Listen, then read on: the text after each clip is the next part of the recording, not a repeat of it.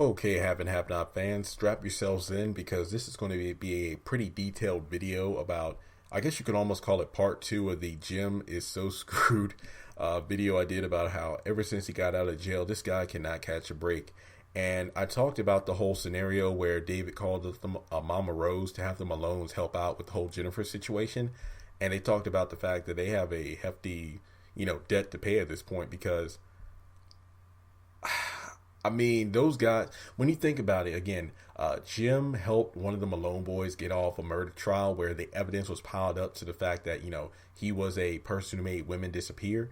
And he told Candace this, I believe, at the ending of episode 2. And we finally get the Malones, in action in season 2 when they abduct Candace. And at that point, it's just, Mama Rose and Jim, you see them interact where she keeps asking if he's going to ever come by the restaurant to visit them.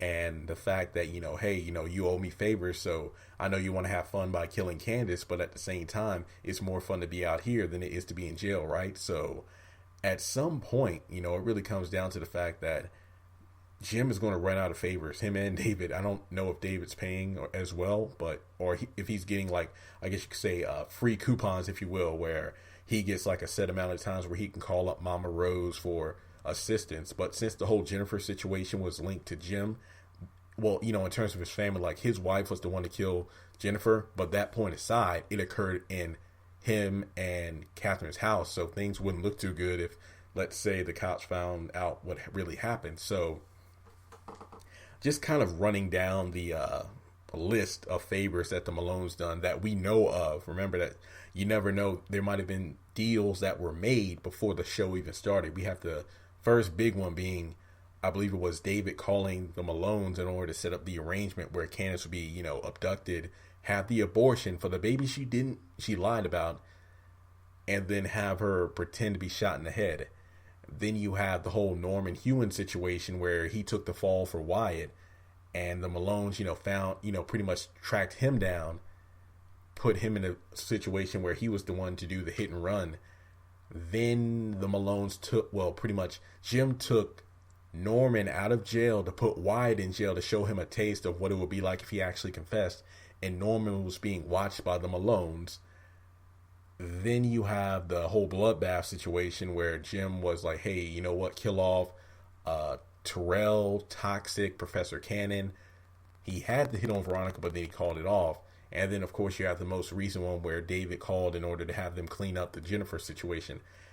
That's a heavy order. And we saw that, if push comes to shove, that Mama Rose doesn't play when it comes to her boys, where, Mitch called up Mama Rose to tell David to cut the phones back on at the tow company because he was trying to make an honest living. And if he were to have that jeopardized, Mama Rose wouldn't hesitate, to swoop in, and which she did when she called up David.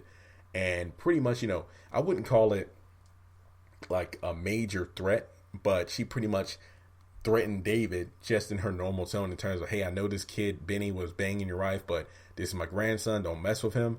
You know how this goes. And the way she said that, it's like, it was almost unspoken, hey, if you mess with my family, you're going to go down. So David didn't hesitate with calling Oscar, turning the phones back on, and that was that. So with that being said, I don't know. The favors might run out at some point.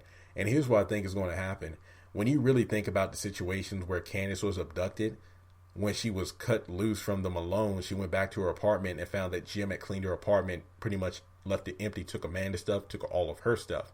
So she had nothing. She went to her hired muscle, Warlock, to get $5,000 and set up the plan to have Jim abducted and then blackmailed for money. But then she lied about the amount, saying it was $500,000 when it was really $7.4 million.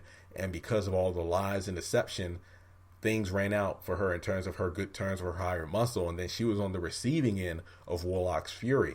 And when you think about it, he was rightfully mad because he put everything on the line for her, because he even said that, hey, that's a federal judge. If things go wrong, that's in my entire operation. And he only got a small chunk of what, barely a penny of what she actually got. Now, I feel like the same things were going to happen to Jim where, hey, he got out of his abduction, which was jail. He comes back to the empty house that Catherine emptied out. And, he already called up, actually, David called up the Malones once for the favor with Jennifer. And there might be that one more time where he has to call him up because he's caught between a rock and a hard place. And I don't think it's going to be so much of him lying about the situation like Candace, but I feel like it's going to be a situation where it's like, hey, you know what? We appreciate what you did in terms of not, getting us arrested, but the favors have run out. We've done way too much for you. You never come to this restaurant, whatever that is or whatever that means. We want to be paid. So, with Catherine divorcing him and taking everything with her, I know Jim has money, but not Catherine level money. So if they want a heavy order, I'm willing to bet that he's going to be, hey, David, you have millions. You can help me out here.